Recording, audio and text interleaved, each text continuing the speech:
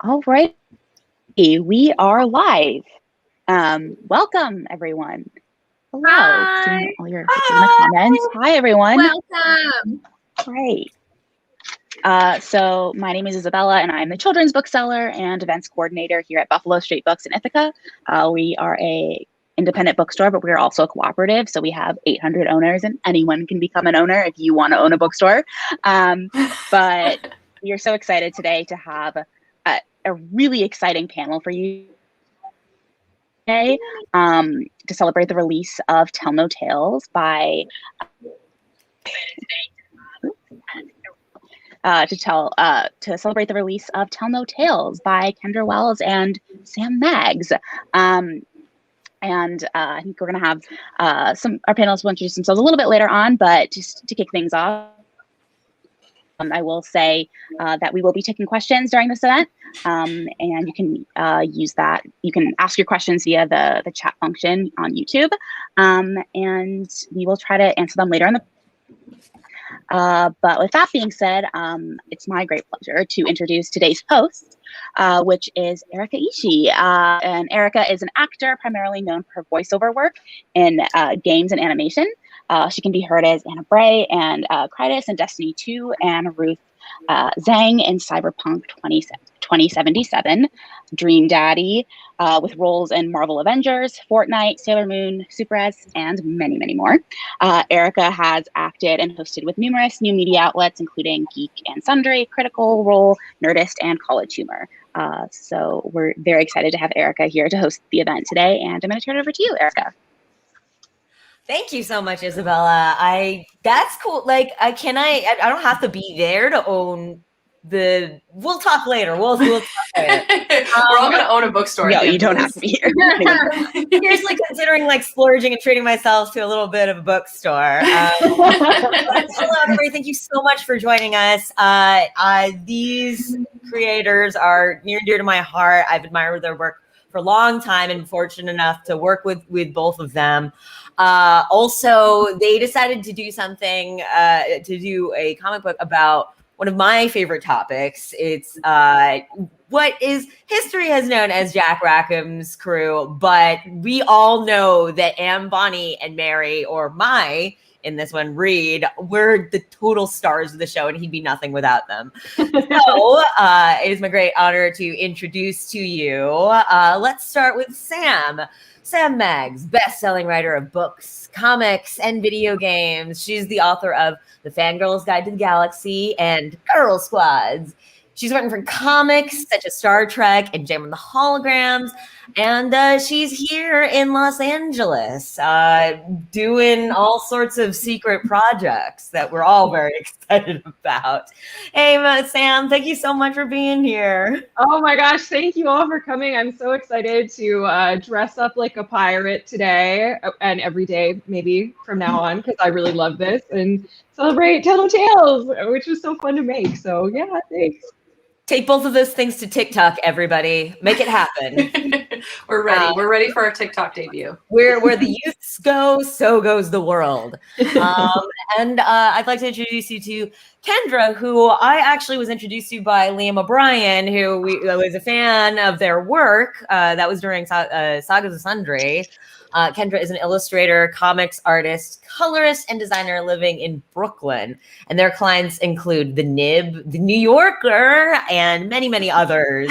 Thanks so much for being here with me, Kendra. Of course. I would listen. There's nowhere I would rather be while also dressed like a pirate, sort of.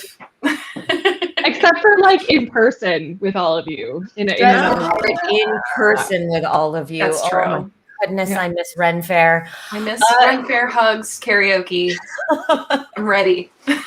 So first up, we're going to have a discussion with Kendra and Sam moderated by Margaret Stahl, who is a #1 New York Times bestselling nerd, a world builder, a video game developer, a comic book creator, and a festival founder.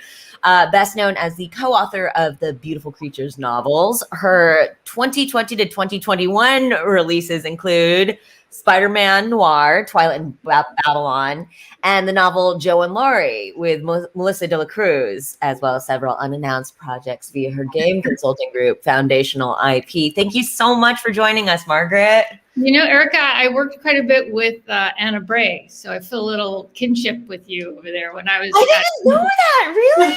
Thank you so much. Oh my goodness. Yes. Yeah, I love that. Was my big thing, my first big thing, and it's such an honor to play her. Thank you so much for joining us. And after the discussion with Margaret, we are going to have an illustration demo with one of my favorite artists in the world, Bar, who's an Eisner-nominated New York Times bestselling comic writer and illustrator. She is most known for her work on Batgirl of Burnside for comics and her creator-owned comic Motor Crush. She just wrapped an Overwatch graphic novel, Tracer London Calling, which was so sweet. And oh my God, those leggings. Currently, she's following her bliss, working on her own merch lines, Ultramelon and Killer Curs, and running her spicy Patreon. And let me tell you, folks, you can get on all of those. Oh my goodness. Thank you so much. I love how much video game overlap there is here. Yeah. Like we all have our game stuff going on, so that's really cool. Yeah, me too. I definitely am working on video games that isn't just playing Tetris in my living room. In fairness, your like entire identity was inspired by Dragon Age Inquisition, so I feel that that is a connection. That is true. I'm the professional fan ghoul. So today's agenda is that we are going to be having the discussion with Kendra and Sam, with Margaret, an illustration demo with Babs. We get to take a "Which Siren Are You?" quiz. I know who I am, and boy. And then we'll open things up to an audience Q&A. All right. So without further ado, Margaret, take it away. Great. Yay! Thanks for the great intro. Yay, all of you.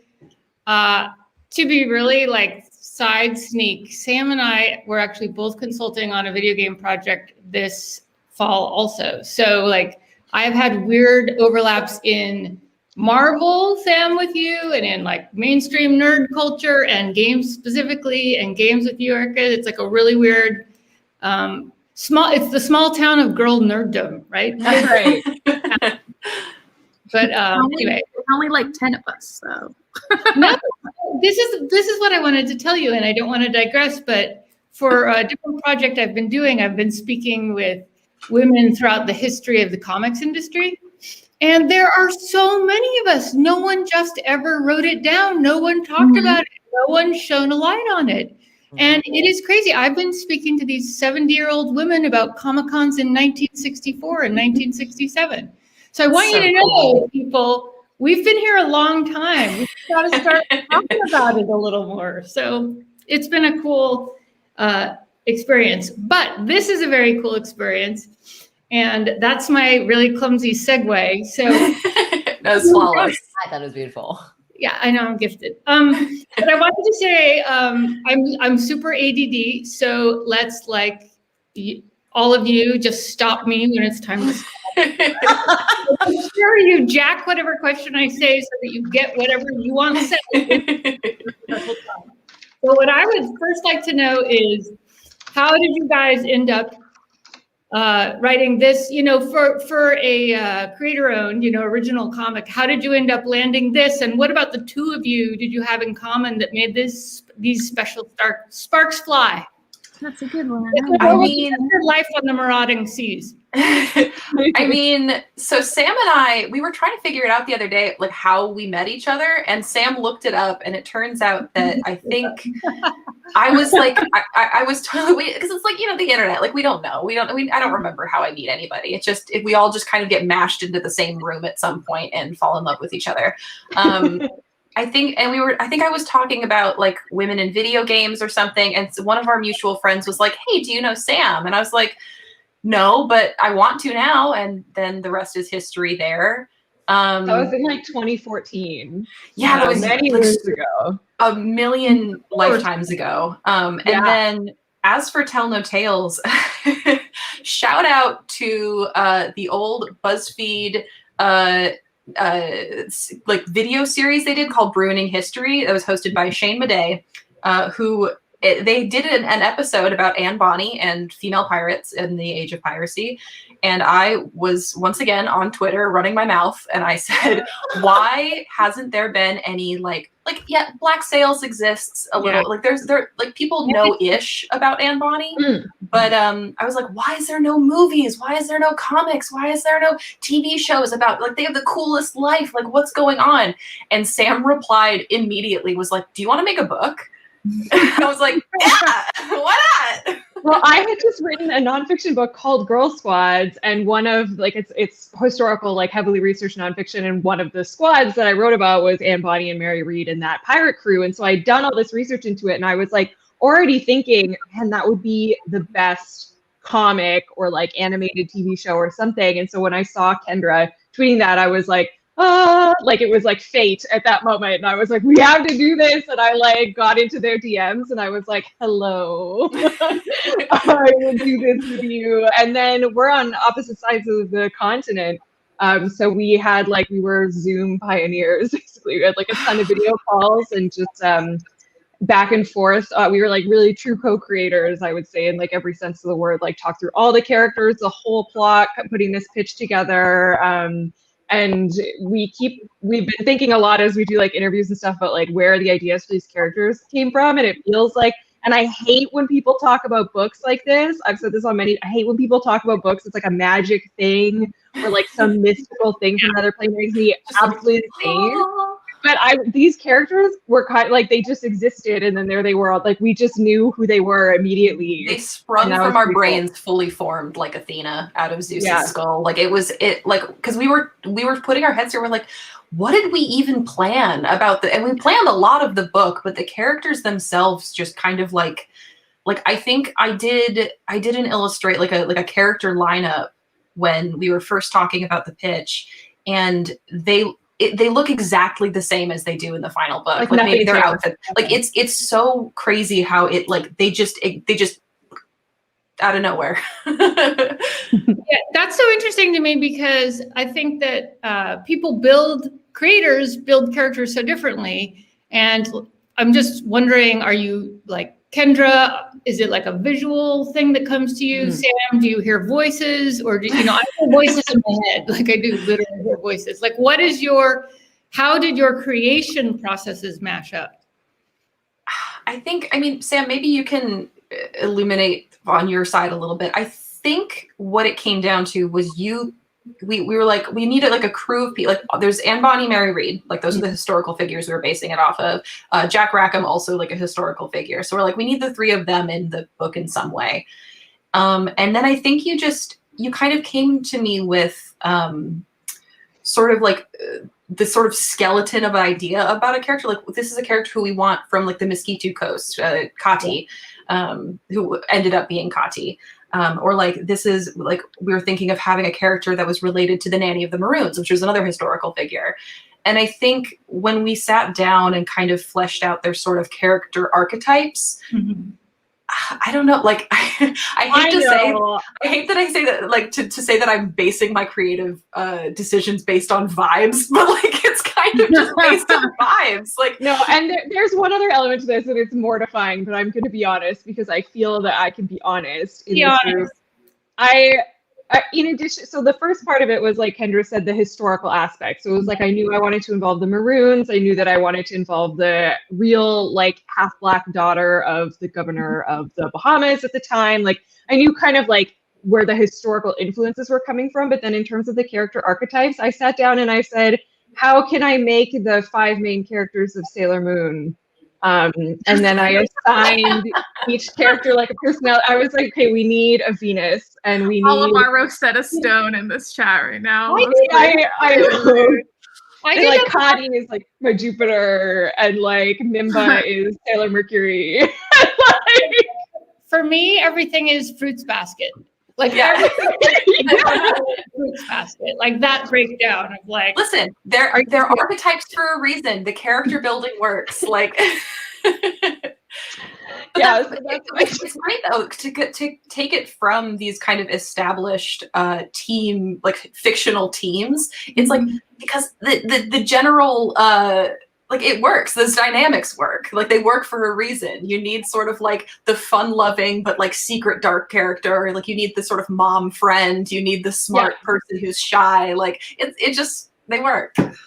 So just from my own comics experience, it is like a game of telephone a lot of the time, where and it's totally different depending on how well the artist and the writer know each other, right? But like, I always will get back panels where I will have thought something was a joke and the artist didn't think it was a joke, and I'll be like, wait a minute, was that a joke? And I will actually change, like, my story will change itself based on the looseness of the collaboration. Did you guys find yourself informing each other's sort of like angle on the story that way, where you like find things in sort of moments that the one or the other of you didn't see? Just, it's a yes or no question. I think so. I was just curious. No, yeah, I work a lot. You can see the wheels turning in our head, and we're like, how much of this did we do in a professional way? No, but I mean, it's a thing, right? Yeah. Especially, it's so different when you really know each other. Yeah, I think I remember early on in the process, and Sam, feel free to cut me off at any time here, but I think early on in the process, I kind of had the idea that this was going to be a slightly older teen book. I would like kind of had more of the energy of like a Ranma half, like sort of like silly, like flirtatious sort of comedy thing. And it was like, and that was like before we had started talking about it a whole lot. I had this image in my head of like Reed, Jack, and Anne, you know, going on adventures together and having this sort of like flirtatious sort of fun comedy there. But like, it makes a lot more sense as an ensemble children's book, I think, for sure. And I think Sam's sort of work on the script and with the characters really, really informed a lot of that. Yeah, and I think that like, as much as my panel descriptions when I write, I leave them pretty bare bones, especially when I'm working with someone like Kendra, who I know is like very talented and has their own vision. So I tried not to like over describe, like all the dialogue was there, but I wanted to leave the pages as like up to interpretation as possible. Doesn't it? What's that? Oh yeah, totally. It's very hard. Sometimes I have to write it out and then like erase all the things I wrote and just put like the dialogue in, because I'm like, I know you'll do something better than I will.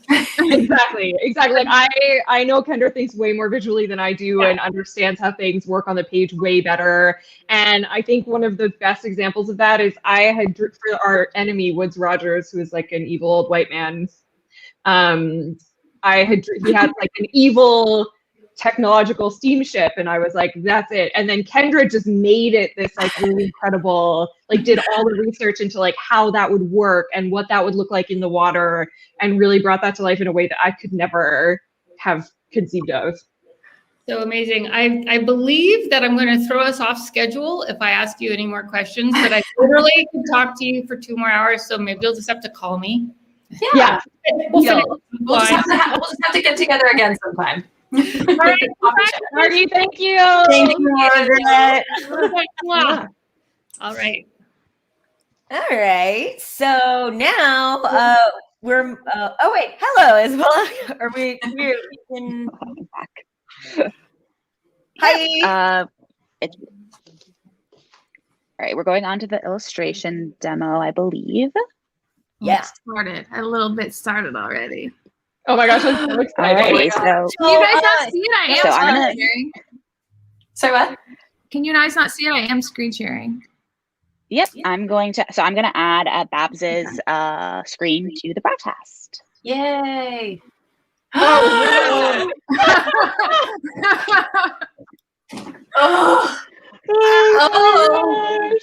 Be still my heart.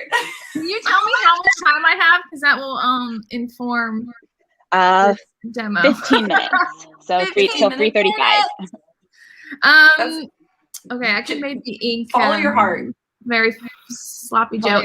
That being said, like you could probably draw till the end of the hour. Yeah, that's cool. Yeah, I feel so weird being the demo artist when Kendra's right here, The I artist. mean, No, it's I'm just here to cool. cheerlead you and Alright. look at your beautiful art. I was So, gonna do the yeah. two lovely authors. This one is gonna be Kendra, and this one will be Sam, and then this will be Nikki. Yes. Oh. You'll have a little eye patch. Oh my god. I'm going to pass away. Most artists will sketch something. So I start out with these like skeleton dudes. If you guys watch Pub Draw at all, you could see me do some of this and teach this in person with the Critical Role cast, which is absurd that has ever happened. Yeah, if anybody wants some cool drawing lessons, Pub Draw is available. Are they on YouTube? They're all on Yeah, they're YouTube all on now? YouTube. Okay, go search Pub Draw on YouTube and learn how to draw like Babs. And the hope of it was for your D&D characters. If you play D&D, go check it out. And then after that, I'll just start building meat on top of those bones basically and try to like figure out shapes and stuff. And right now I'm doing like a tighter sketch that'll basically be what I'll use to ink, and I'll turn all this off for like kind of a cleaner situation. So cool. But right now I want our audience to know that Kendra's cat Nikki does have only one eye. I wish he was in here. I could if he comes by, I'll break him on screen. So we're cosplaying as him. I'm kind of dying at this. Like this is so like oh my god. I love it's so cute. It's so cute. Babs is so good at drawing. So is it similar to the process you would use like when you were doing a graphic novel? And Kendra, is this kind of how you do it as well? Yeah. Actually, like I know it's not my Q&A here, but Babs, what's your process like when you're drawing comics for yourself, like, or not for yourself, but for work? Well, I don't love drawing comics. It's like it's so hard. It found me, and then I was like, okay, I'll do you for a while, and then I was like, this is a lot of work. I don't know. So much work. But it helped me get a good audience and a fun fan base and a really cool community, and it helped me travel and meet all y'all, and I'm very thankful for that. But that being said, if I can't afford it, and most of the time I do quote this into my page rate, but like I'll hire somebody to do my layouts for me. So I'll give the script to the layout artist, and then I'll get it back. And if most of the time they do a great job, but if I feel like something could be better, I'll like tweak it, but that's pretty rare. And then I'll sketch on top of what they did, and then I'll ink it, and then I'll hand it off to a colorist, or like Motor Crush, I'll color it myself. I have a hard time because I come from an illustration background. It's like handing off an incomplete illustration to somebody else to finish. It really took me a while to get used to. Well, that's what's so interesting. The idea of colorists. Yeah, because with comics, I mean, people who aren't involved in comics might not know that, like, a lot of time, like, certainly with like the big two, like Marvel and DC comics, it's very, very, very, very, very rare that one person will handle all aspects of the art and all like steps of the art process. You'll have someone who does the pencils, someone who does the inks, someone who does the colors, someone who does the letters. So it's not actually that unusual to have like a bunch of people. Like at least with Tell No Tales, we had a letterer with our publisher Abrams come in, thank God, because I ran out of time to letter the book. And it can be such a collaborative process, which I think is really cool. And I think, I wish more publishers would treat it as a collaborative process. Because I think there's sort of this auteur energy that people like to have. And it's great if you have the time and the money, frankly, to live on while you're working on this kind of stuff. But it can be such a wonderful collaborative process to have someone there doing, putting their own spin on things, and, even just having an extra set of eyes on it is like very, very helpful. Because it's true. It's like, I don't consider myself a particularly good colorist, and I'm really glad that I was able to color this book and it turned out well, but it was like a terrifying learning curve for me. So it's nice to be able it's to a lot of work too. It's like a totally unsung hero of comics. Like coloring is so important, and I feel like it's always like, well, depending on how your team or whatever, but it's like slapped together very fast sometimes depending on deadlines, and it's just like it should be given more time and more recognition, because depending on how something's colored, it will completely make or break a book. Like there's some issues of Batgirl that I can't even look at anymore just because the coloring was like so wackadoo. Or Motor, you know, and I'm so proud of Motor Crush because I'm a control freak, and I like got to do that all myself and like touch every panel and make sure like exactly. But it's hard work. Like you have to make sure that the color like is drawing the eye and helping tell the story. Like it's absolutely. Every part of, because I technically went to school for comics. I didn't learn a whole lot. I ended up being pretty self-taught with my comics career, but it's every single part of it is so huge. Like it's just so much work. It's so much work to make a comic. Like it just, there's so many steps and so much that goes into it. If anybody in the audience is interested in learning how to make comics, there's a really incredible book that is like, it's just the Bible of making comics as far as I'm concerned. It's called Understanding Comics by Scott McCloud. It is like, it is like an encyclopedia of comic iconography and image iconography and discussing how you can manipulate time within a comic. It's like this very cool, like 4D spatial and like time and space manipulation with comics. And you don't think about it until you actually have to pace something out like that. So Understanding Comics by Scott McCloud, absolutely 100% recommended. I would actually say anybody who it works in any line of storytelling, like it's been incredibly useful for me working as an actor, and the idea of like spatial awareness and like timing. It's just if you're an artist of any sort, like I would highly recommend Understanding Comics. Hold on, I'll grab the book. Yeah, I love that. That's a classic. Also, did you guys know that the Sculptor, also by Scott McCloud, like that Mercer and Jenny Newman were the models for all the layouts. Yeah. No. Place, and he'd like photograph them if he needed like reference for shots and stuff. That's amazing. So great. Yeah, it's an incredible, you can see I've like dog-eared it and bookmarked it for various things, but it's fascinating stuff. Even if you're not a creator, if you're interested in the way that visual storytelling gets made, highly recommend checking out that book. Yeah. Also, shout out to Danny Carr in the chat. Danny, we love Danny. We love you, Danny. Do the little. It's so funny how much Critical Role has like brought this squad together. God bless them. Yeah. Angels, every single one of them. We all do Critical Role stuff. That's so wild. Yeah. Wow. Including Danny in her comments. The whole thing. Toe to tip. Toe to tip. That's a crit roll. Big nerds. I love that for us. I love that for us.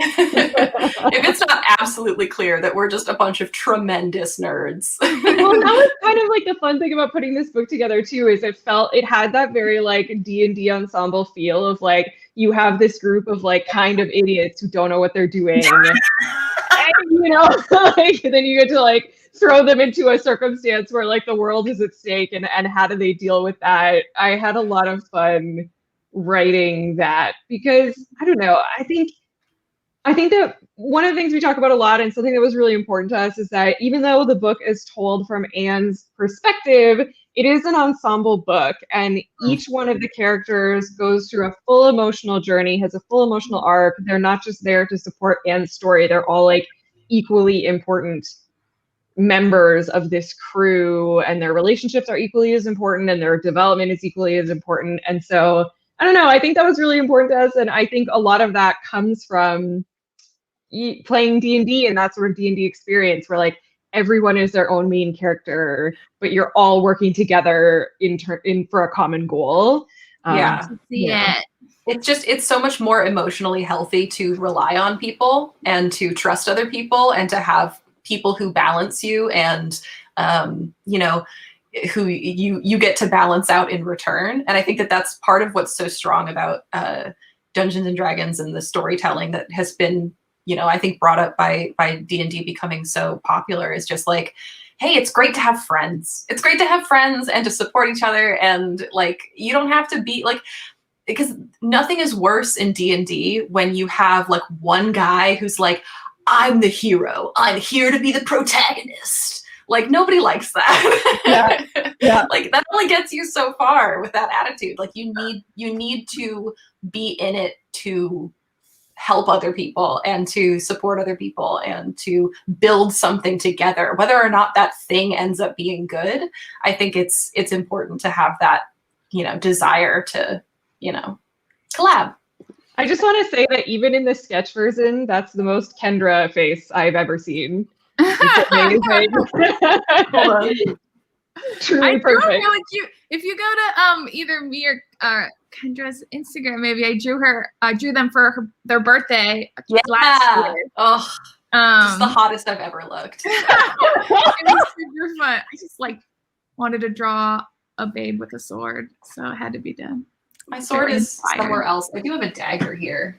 That was the first time I ever discovered you, when your sword pics photo shoot went viral, and I was like, we have to. Who's that?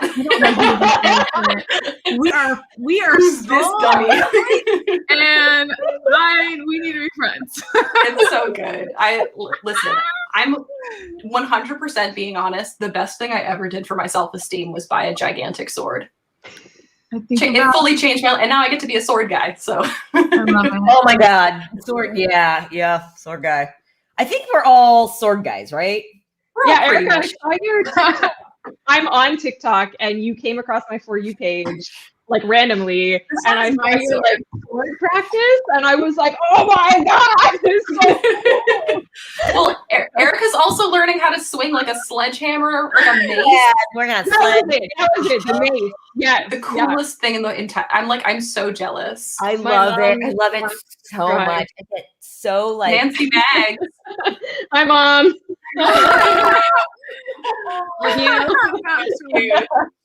All right, well, we're getting a print to Mom, but in the meantime, let's all do the siren quiz, and Babs can keep working. Yeah, we'll do a big reveal at the end of the stream. Amazing. Okay. Kendra made a BuzzFeed quiz. Yeah, we're taking a BuzzFeed quiz. All right, so I'm gonna take off Babs' screen from the screen. We'll put it back later, and then I guess I'll share mine. You can see me take. Okay. We can each do it once, or we can just do collaboratively. See who we are. Yeah, why don't we all take it at the same time? Let's all take it at the same time, and I'll read out the questions, and then you can all individually answer, and then we'll I'm gonna participate in my heart because I'm gonna count. Yeah. Scream within your heart, or whatever that was. Oh, thanks. Yeah, I love that. Oh, Lamb says it's pretty neat seeing so many people I know through Critical Role via my local bookstore. That's so sweet. Yeah. Man, there is one nice thing about having to find alternate ways of meeting up is that we can all be in separate locations and still sort of appear in Buffalo Street Books. Yeah, because here's the thing. I'm over on the East Coast, and if things were normal, I wouldn't necessarily be in LA hanging out with you, but I wouldn't think to get online in a chat and hang out. Yeah, so. Exactly. Little blessings. So let's see which sirens we are. So, all right, starting out, how do you start your day? Sleeping in, I don't get up until someone pulls me out of bed. Bright and early, I can't help but be a morning person. I stayed up late reading again, so probably sleeping a little later than I meant to. Every day is a new and exciting adventure of figuring out where I left my pants. That was me. Up at a reasonable hour, but not too reasonable. Got to get up and get in my morning workout, so I have time to have breakfast before my other morning workout. I'm the reading one for sure. The book one is me all the time. Me too. My body is Me cursed. It too. wakes me up at 7 a.m. every day. Same. No matter I'm accidentally a Cursed. morning person, but I keep staying up too late reading and messing that up. So I'm definitely every day is an exciting adventure and figuring out where I left my pants. Definitely. Weapon of choice, everybody. A disarming personality and also a big sword and a flintlock. My incredible biceps or a cannonball or 7. A discreet knife, a clever plan, and a backup clever plan when the first one goes wrong. These big, beautiful eyelashes to bat at my captors. This almost always sometimes works. Why does everyone have weapons? Good grief, you're going to hurt yourselves. An encyclopedic knowledge of how everything works and also how it could go wrong. I have clinical anxiety, so it's definitely the last one. Yeah, I'm thinking this is me. Yeah. I don't have a flintlock yet, but I do have a big sword. So it counts. Totally counts. I have a fake flintlock. You need props. So I'm that one. Okay, what would you put on your own personal pirate flag? A cat and a handful of spare bandages and aspirin. A pile of books and maybe a cool crystal. Oh, that's cool. Natalia says, well, I'm watching from Mexico. That's so cool. Hello. That's so cool. Hola. These are watching. Gracias. Oh, we're gonna tweet this quiz too, so you can also take it. Yes. Yeah. I'll post this on my can we throw it into the chat itself? Oh yeah. Here, Throw it into the YouTube chat. Yeah. Play along for the folks at home. I Yeah. miss you guys. I miss you guys. Okay. Well, this is the part. Anyway, Right, it's in the chat. so personal pirate flag, a kettlebell, and a fancy book of matches. My face, a meticulously kept journal, and a really awesome knife. A crown, a rose, and my autograph. Wow. See, this one's hard for me personally because I book's one have for a me. lot of cool I have a lot of cool crystals. I would love to have a crown, but also deep in my heart, I'm that person with like a fistful of band-aids in my purse at all times and like the prepared guy. Yeah. Yeah. I feel like, you want like brand recognition. So I would put my face, but that like seems like weird. I don't know. I just like, I mean, No, but I like the concept here. I like the thinking. what was an old pirate flag, if not an old like the old Twitch emote? Just like a little bit like I feel like at the very least it would be like the silhouette of the hair, right? yeah. Yeah. I feel like a skull with like the hair. Erica, you have to follow your heart here. Yeah. If you want your pirate flag to be your face, there's no shame in that. All right. Yeah. That's If you weren't a pirate, what would be your ideal job? Community organizer, giving all the crummy old guys in power a run for their money. A TikTok influencer. Anthropologist or a history teacher or librarian or researcher or personal trainer, pirate, obviously, a healthcare worker for high risk folks. Someone's got to take care of them.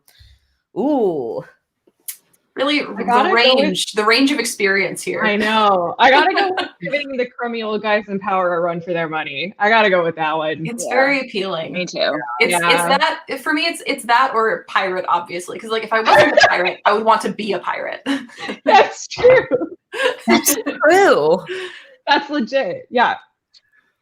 We all do. Look at how we're dressed up. Like, that's real. I mean, All right. What classic pirate accessory are you rocking? Well, cutlass, spyglass, dagger, good luck ship cat, super cool coat, or eye pat.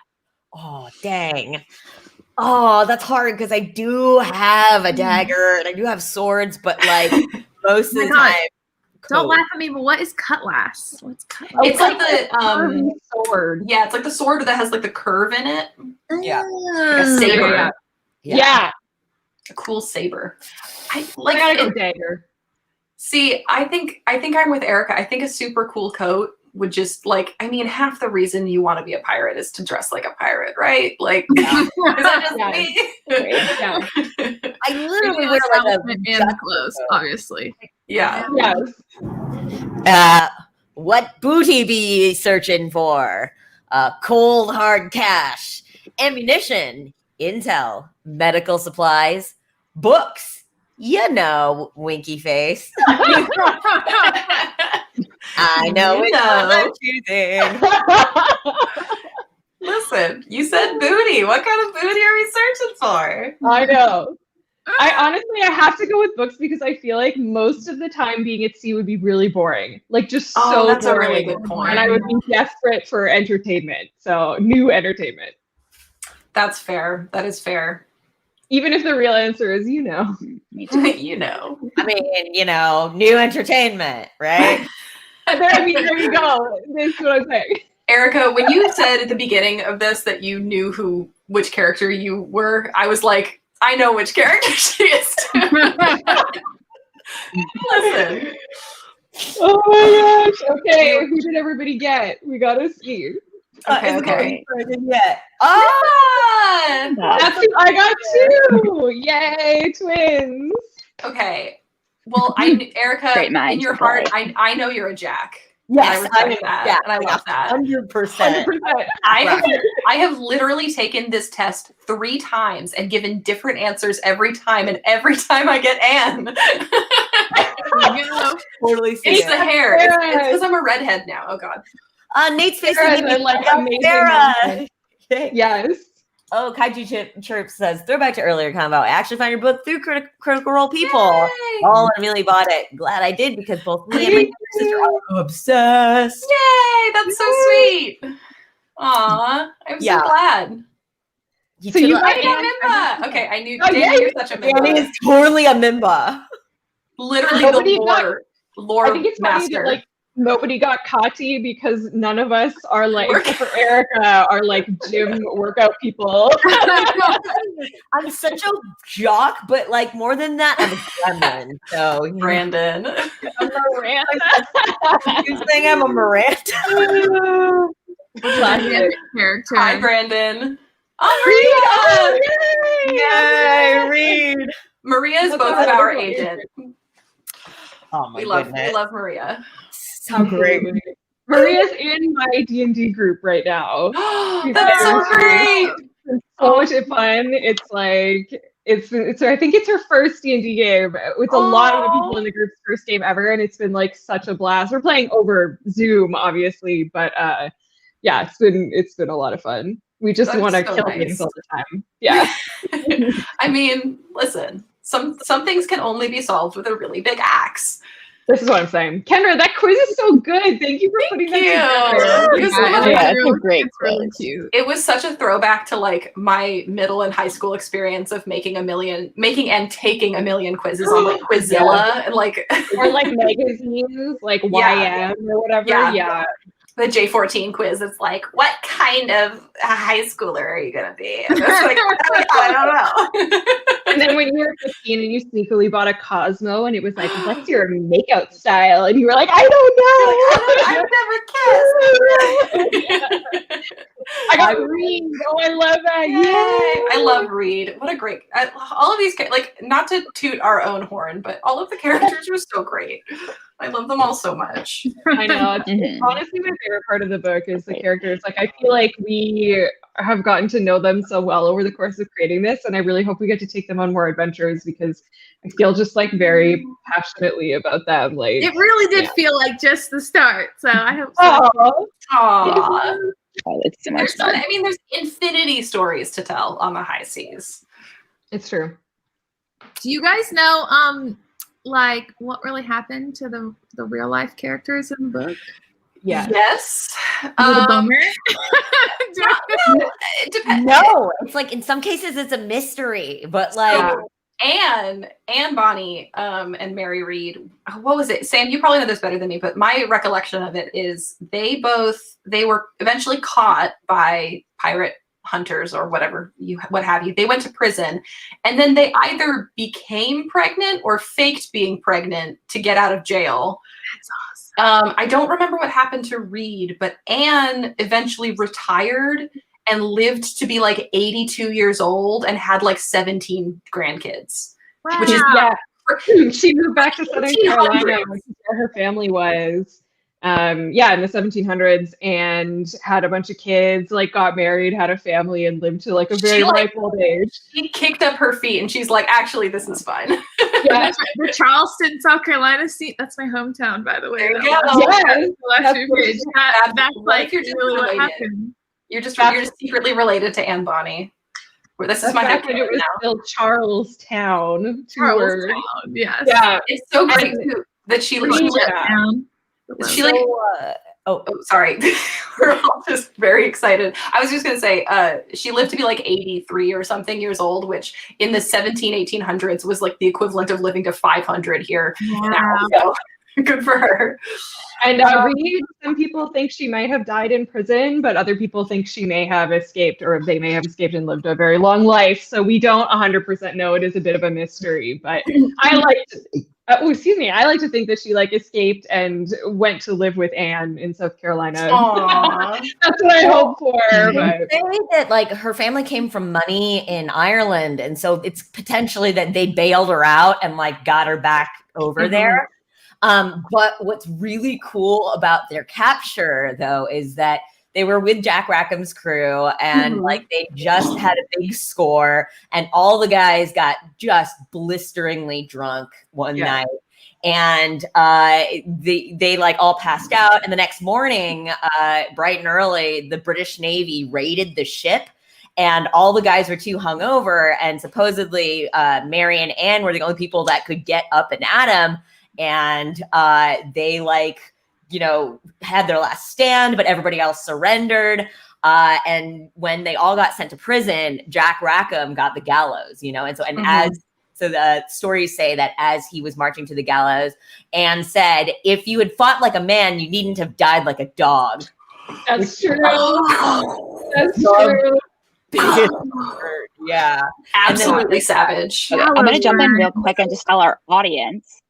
I'm just going to tell our audience real quick that you can start typing in, if you want to start typing in any questions you have for our panelists. Yeah. For when we do start the Q&A. Yeah, get those questions in there and I will ask. But yeah, it's Mary and Anne pled their bellies, and we have like the court records, like sort of the ledger records of them being there and saying like, oops, we're pregnant. You can't kill us. It'd be a sin. And then after that, they kind of disappear. So yeah, I love it. It's just it's such a great example of like, and I mean that was the reason that Sam and I wanted to do this book in the first place, was just like the historical record is so fantastical and so incredible, and like it is its own story, and like fiction. It did not happen like this, but it's a great story and great historical characters, and like who knows, the whole thesis of the book, as we have kind of set it up, is the British Crown hated pirates, so of course all of our impression of pirates from historical records is that they're all terrible and they're all criminals and they're all awful, but they were like a lot of like enslaved people who became liberated, or women, or people of color, or gay people, like they were like, I can just like get on a boat and leave and not have all of this nonsense that I'm dealing with in the colonies. It's like, it was an incredible place to like get out there and be yourself, and who's to say what the truth is. They were really folk heroes at the time, and I think it helps to remember that this is like 1715, which is, we're not looking like, it's a pretty short time to the French and American revolutions at this point. So a lot of people in the colonies are looking at their imperial masters and being like, man, screw those guys. Why am I paying them taxes? Like, they treat us like garbage. We hate them. And so they looked at pirates kind of like shaking off the oppressors and being free. And like, the English Navy paid terrible. They would press people, so like steal them and force them to work on ships. And pirates, like, leaders were democratically elected. They paid disability insurance. If you got hurt on the job, they continued to pay you and take care of you. They welcomed people of all colors, races, genders, ethnicities. They didn't care where you came from as long as you were willing to help out. And, you know, it was a real Robin Hood situation where they stole from the rich and gave to themselves, the poor. And so the colonies started to view pirates as like, these guys rule, actually. These guys seem like they know what's going on. We're like, we can't have that, and spread a lot of propaganda so cool. about how they were evil. But yeah, maybe they weren't so much, is what I like to think. Yeah, I relate to that. Yeah, it's so cool. Like, yeah, or we've had that a ton of questions. Oh, great. Yeah, okay, so here's, I'll put up the first one. Danny Carr asks, which character ended up being your favorite to write or draw, and did that character surprise you? Kendra first. I think one of my favorites to draw was Mimba, because she's just so freaking cute, and I really wanted to, like, she just, in my head, she was just, I mean, she's this like brilliant young woman, and so smart and so well read. But like her character design became very much like just these big kitten eyes and this adorable little frame. And she was very sweet. But I think my actual like surprise favorite character ended up being Sarah. I'm a real sucker for like mom friend characters because I often feel like the mom friend. And it's like, I don't know, I really identify with and sympathize with these characters who are like a bit of a stick in the mud, but like it's just because that they care and they don't want these people to like blow off their feet with a flintlock, you know. So I really loved Sarah, and I loved her arc within the book of sort of rejecting her upbringing and seeking out her own adventure. I thought that was really sweet. Yeah, I love Sarah too. For me, I think the one that I ended up liking the most, and that was, I assumed that I would like writing Anne the most because, you know, I love a sort of jerk character who then comes to have a heart of gold a little bit, or is like very selfish and self-interested and then becomes a little less that. But for me, it was actually Kati. I loved writing her so much just because she's very much like a woman of few words. She's terse. It was really interesting trying to get into the head of someone who had gone through a lot of trauma and like a very difficult situation with her family and her culture, imperialism, colonialism, and, you know, a mental illness that was really common among girls in her society, and kind of just thinking about how that would like influence her relationship with the rest of the crew, I thought was a lot of fun. So yeah, I love her. I love Kati and Mimba's relationship too, and the way that they tall and small. And they're just, it's very sweet, the way that their personal histories tie into the way that they relate to each other in the book. It's very cute. Let's see. We've got a lot of that's my dad. Hi, Dad. For more stories. So no public plans yet for more stories. We don't know yet. We were working on another one. We really hope so. So fingers crossed. If you like the book, leave us a great review. Yes. You know, tell our publisher that you would love to see more. I think that would really help. So unfortunately, with publishing, the money is where your mouth is, and if people buy up the book and really enjoy it and want to see more, then our publisher will hear that, and hopefully we'll get to sail on more adventures with our lovely crew. Buy the book. Hi, Tilly. Hi, Tilly. Tilly asked, what would you all call your pirate ships? Ooh. No, we mean the boat, right? Not the relationships that we ship.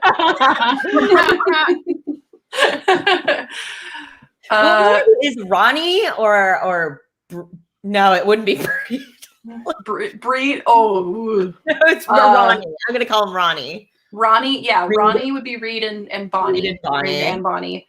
Kimba. Kimba. I love Kimba. Yeah, no, they're all adorable. Listen. Also, just to circle back on the favorite character question. Obviously, my favorite character is Jack. I've come to terms with it. I've accepted it. I know me. I know that I love a doofus in a fancy coat. But I love. I think I would call my pirate ship the Artemis. Ooh, that's so nice. That's very good. I think mine would just be the Claymore. Oh, I think that would be cool. Oh, wow. That or the relationship. Uh,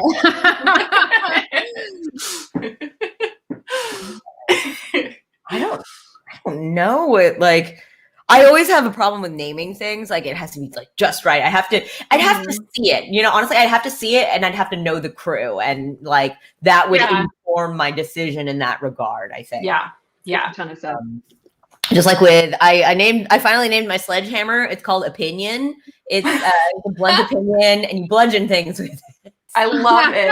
I love that. Very good, Erica. That was one of my favorite, not to circle every conversation back to crit roll, but one of my favorite, one of my favorite things was Taliesin has such a gift with naming those things. Like he named his Taliesin, for those who are unfamiliar, Taliesin Jaffe named one of his, he was an artificer and a gunslinger in the game, and he named this gigantic gun that he had Bad News, because bad news travels quickly. Oh, so funny, so good. That, and like he had a little device that worked as like a muzzle, like a gag, and it was called Manners.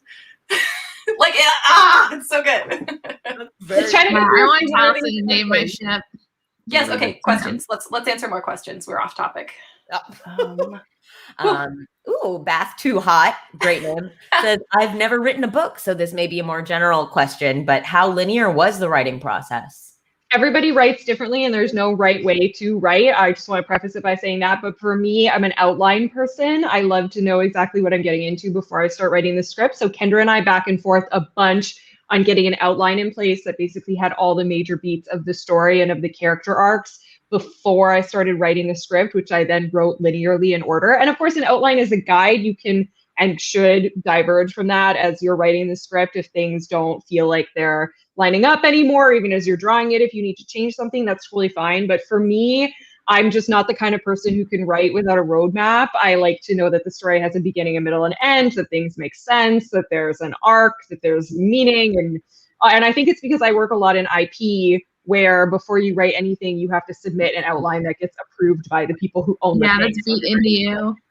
Yeah. Yeah, if you write for Star Wars or Marvel or Critical Role or any of these places, like you have to be like, here's what I'm going to make, so that they can be like, yes, or my character would react like this or whatever. So I think because I do that so much, I'm an outliner. So yeah, but there's no right way to do it. You can be a pantser and fly by the seat of your pants. I have less writers can do it without the some writers can do it without an outline. That's like people who don't need a sketch and they can just go straight to like inking and everything. Looks great. That's like a whole other level. Yeah. I've done less writing in my career, but I'm working on my first solo book, and the best advice that I have from writing that was get someone who has no idea what your story, like if you have an editor or whatever, like that's another good person to send it to, but get somebody who has no idea what your story is to read it and see if it makes sense. Because I submitted this first draft that I was so proud of, and my editor was like, where did this come from? Like, why is this plot line happening? It doesn't make any sense. And I was like, oh, but because of this. And I was like, oh, I didn't include the this. It was just in my head because I've been living in this story constantly for 3 years. Yeah. I need someone else to tell me, you never told us that. Yeah, absolutely. It's very easy to get in your own head. That's a great question.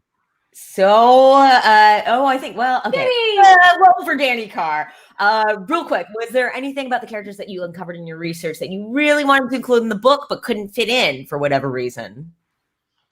Yeah, I think that there's a lot about each of the characters that we would love to explore in further books, just because we were trying to give equal time to each character, so some things couldn't be included. Like, I think I would love to start in the prison in the next book with Anne and Reed and kind of give our own version of how that went down. So that's a big one for me.